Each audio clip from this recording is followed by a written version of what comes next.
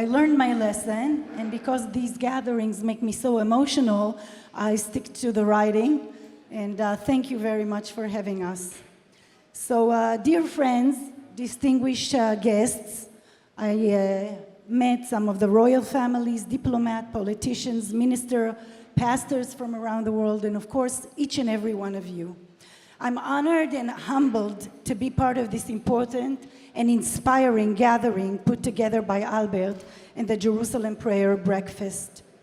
This gathering is the faith and love between us, the Jewish people, and the non-Jewish believers, in one of the most challenging times for the state of Israel.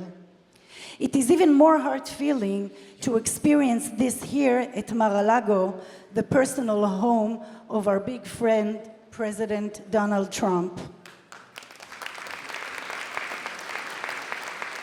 October 7th has changed us, the Jewish people and the Israelis, and revealed once again the modern evil of anti-Semitism.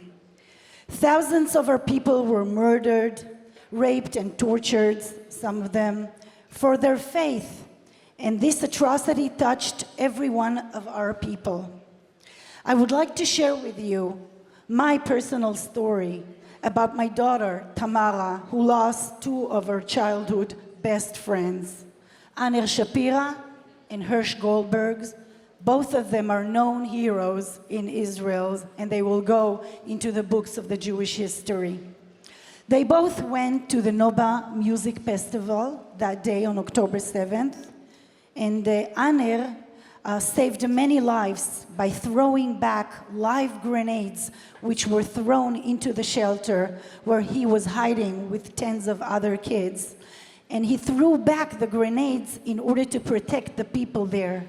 He did that with his bare hands until the 8th grenade exploded on him and killed him. Hirsch Goldberg was with him in that same shelter. His hand was decapitated and he was taken to Gaza, held in those tunnels. You probably know his father and mother Rachel and John Goldberg, Pauline. And he was later, unfortunately, shot in the head with another 5 young Israelis.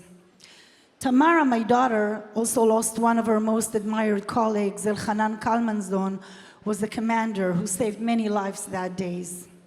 And after all of that grief she went through, she went to serve the army for reserve to help her brothers and sisters like thousands of other Israelis. My daughter Tamara, like all of us, is not the same person after and before October 7th. Her heart was broken facing such evil, only at the age of 22. Before October 7th, her dream was to be a ski guide in Europe or somewhere, but everything had changed. Now, here is where you come into the picture. The friendship and humanity of you, non-Jewish leaders, wherever you are, through history, towards the Jewish people was always pivotal and a source of the Jewish resurrections in the darkest of times. It gave us light and reminded us, the Jewish people, how much power we should have, who we are, what are we made of, and what is our purpose in this world as the special people, the descendant of Abraham and Isaac and Jacob. And you can see that all through history. In the biblical area, it was Pharaoh's daughter who saved baby Moses in the Nile. In the 6th century before BC, the king of Persia conquered Babylon and issued Cyrus' declaration and allowed the Jews to return to the land of Israel from exile and rebuild the second temple in Jerusalem. During the Holocaust, we have so many righteous non-Jewish leaders who saved life. Raoul Wallenberg, Oskar Schindler. I heard that there is a grandniece of Oskar Schindler here in the audience, and I salute you.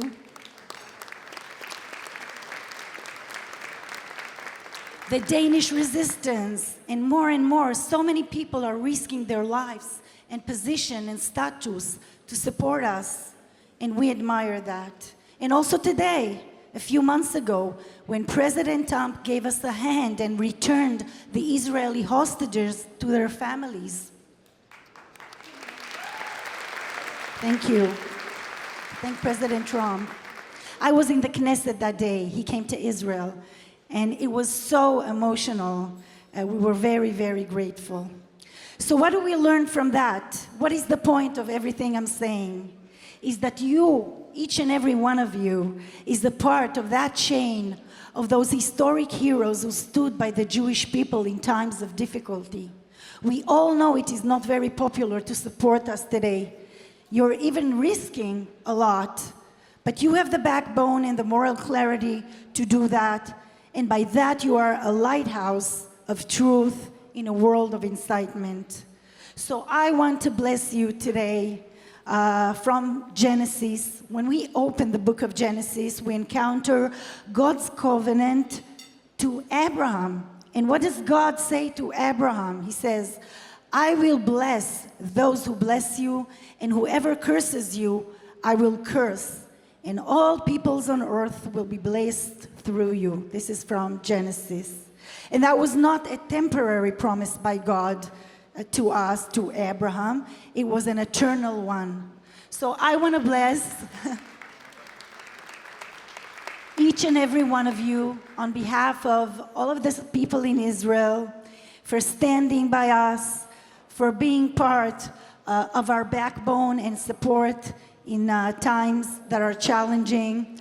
And I admire all of you. Thank you very much.